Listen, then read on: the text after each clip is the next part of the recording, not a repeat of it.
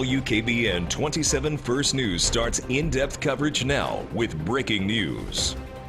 Breaking news this morning, we are learning several people have been shot in Struthers early this morning. Struthers police are still on the scene as we speak. That is also where we find First News Weekend morning anchor Connor Keck live in Struthers right now. Connor, what's happening? What have you learned? Well, good morning, guys. We are now learning that one person is dead this morning, 4 others critically injured. And we are now learning, we just talked to neighbors and they said that the one that did die is a 4-year-old boy that lived in this home behind us here in Struthers. But let's show you some video when our first news crews first got on scene here in Struthers. Now, we got here at about 2 a.m. That's when those shots originally were fired. And that's on Perry Street in Struthers. That's off of Lowville Road. One of the victims being transported is said to be in critical condition as well, still too. The suspect left the scene and police are still searching for him. Struthers PD says that the suspect is a male that arrived on foot and left on foot.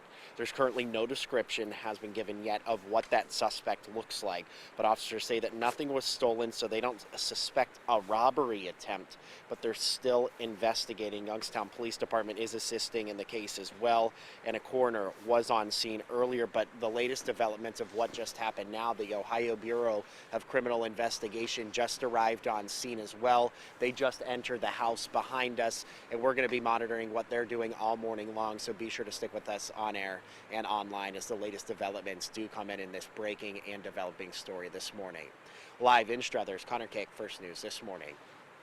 All right, Connor, thank you. We know there is a lot to this story right now, so we want to give you another quick rundown of exactly what we know. 5 people shot inside a home on Perry Street in Struthers, including a child.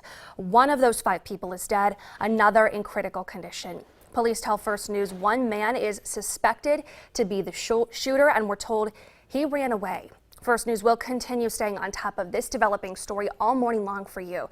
Remember, if you have to leave the house and you're on the go, you can always get the latest updates at WKBN.com or on our free mobile app.